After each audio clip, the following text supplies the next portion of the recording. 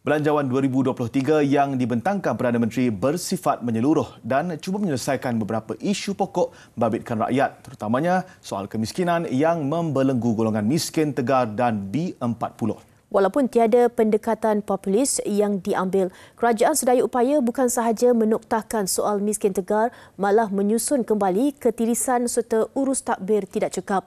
Justru tidak adil mengatakan ada negeri yang dianaktirikan maupun membangkitkan sentimen politik keterlaluan.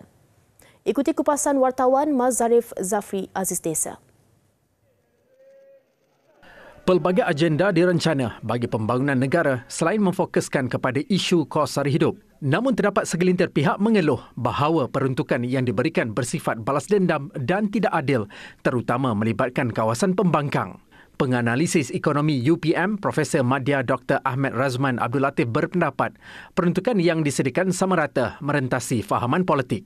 Kita lihat aspirasi Menteri Kewangan ataupun Perdana Menteri kita, peruntukan yang diberi kepada kerajaan negeri sebenarnya sama rata. Tidak mengira parlimen, tidak mengira negeri, semua mendapat peruntukan yang sama untuk masuk pembangunan. Sebelum ini kita lihat bahawa peruntukan untuk ahli parlimen dikurangkan, tetapi sebenarnya tidak dikurangkan. Jumlah yang sama tetap diberikan tetapi disalurkan kepada kerajaan negeri. Kalau kita kata ini untuk menjelang pilihan raya negeri, mungkin ada negeri yang kita tentu akan mendapat peruntukan yang lebih, tetapi sebenarnya sama rata. Peruntukan yang disediakan kerajaan juga memberi banyak manfaat kepada negeri yang ditadbir pembangkang, yang mana kadar kemiskinan tegar dilaporkan tinggi. Sementara itu, penganalisis keselamatan dan politik UiTM, Dr. Nur Nirwandi Mat Nordin berkata, peruntukan yang diumumkan itu tidak bersifat politik, malah ia disediakan demi kepentingan rakyat menerusi agihan kepada kementerian-kementerian. Ini adalah salah satu bentuk perkara yang tidak boleh dikatakan berlaku secara total.